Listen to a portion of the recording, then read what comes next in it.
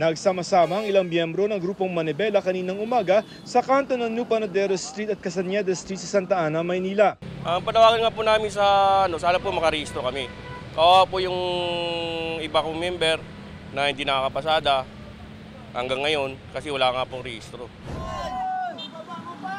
May mga lumahok rin sa unang araw ng tigil pasada sa Philcoa, Quezon City bilang panawagan sa pagbibitiw sa pwesto ni LTFRB Chairman Atty. Chofilo Guaris III at Regional Directors ng ahensya.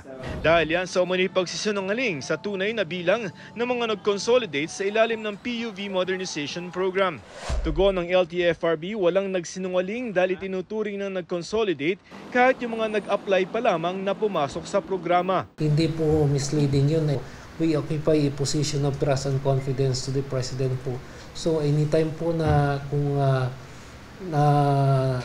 ang sabi po ng ating kalim o ng Secretary hindi na po tayo epektibo, tayo naman po ay bababa sa ating pwesto. Sabi naman ng MMDA at DOTR na nag-monitor sa sitwasyon, walang masyadong epekto sa lansangan ng tigil pasada. Hiniling ng Transportation Department na gawin na lamang isang araw sa halip na 3 ang ginagawang kilos protesta lalo pat bukas sila sa dialogo at ilang posibleng pagbabago sa programa.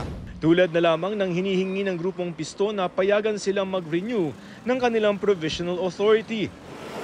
Dapat pag-aralan nating mabuti kung ano ang naging epekto sa kabuhayan ni ganito. Hindi tayo basta-basta na lang pwedeng magsabi na ihinto natin yan o hindi natin papayagan yan. Pero para sa mga grupong nag-consolidate na dapat pumasok muna sila sa programa na tapos na ang deadline.